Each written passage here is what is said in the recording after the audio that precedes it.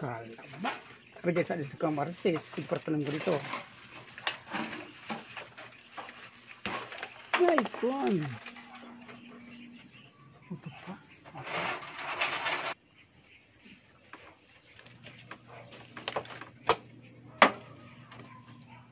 Kaya. Ay. Wata ko. Lubi-lubi, pangsalak sa tabagwang. Oh. Diba? Yan mga mais ko, pero hindi yan kasali. At saka paayap, hindi rin kasali. Ito lang muna tayo, lubi-lubi. Or nyug-nyugan.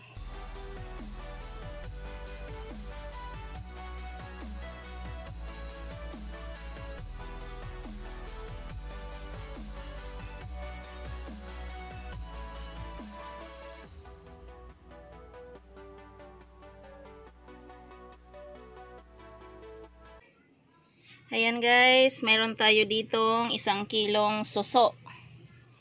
Sa Bicol ay tabagwang. Malalaki sila guys, oh. Kasi laki ng intuturo ko. Ayan.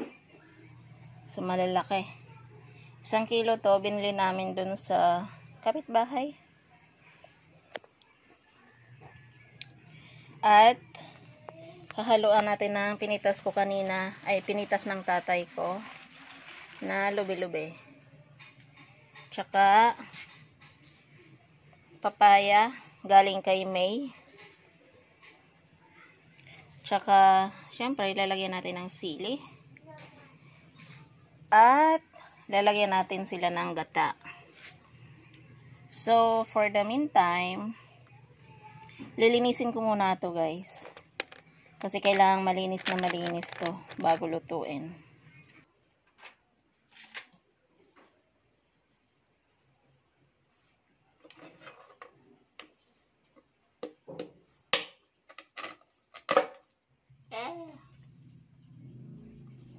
Actually guys, first time kong gawin to. Tinuro lang sa akin ng nanay ko kung anong gagawin. Hindi ko rin alam. Hindi ko ina-expect na ganitong itsura nito.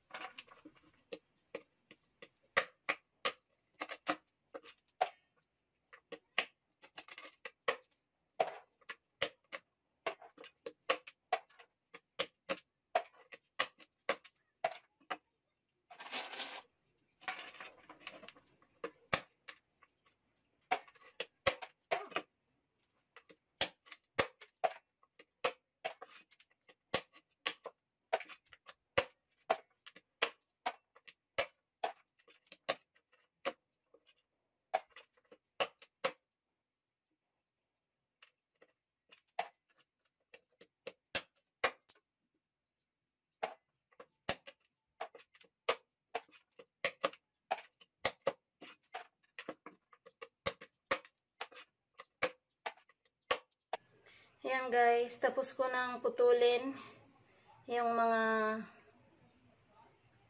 matulis na dulo ng suso. Ngayon naman guys, kailangan ko tong alugin sa tubig para malinis siya.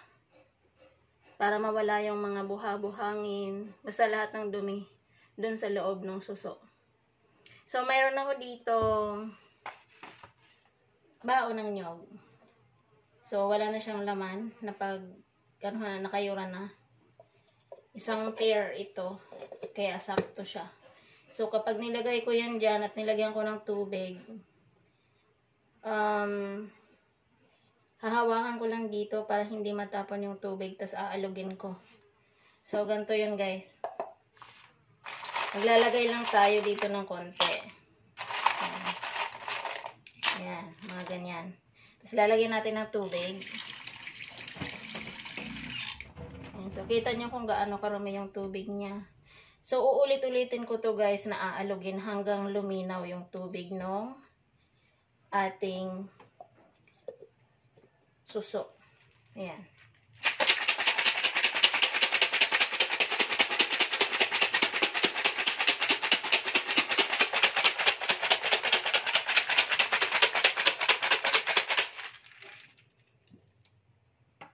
guys, oh. Naninilaw siya. So, i-drain natin. Lagyan ulit natin ng tubig. Halugin.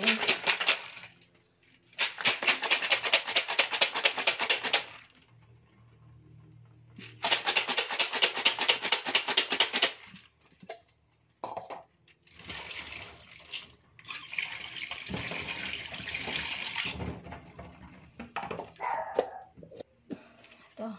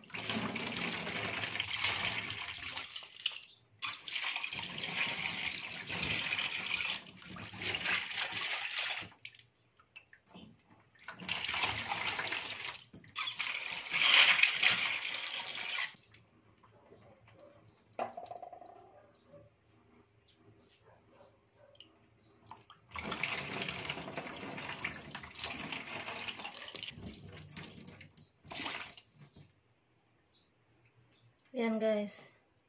Pag ganyan, malinis na siya. Oh, okay na yan.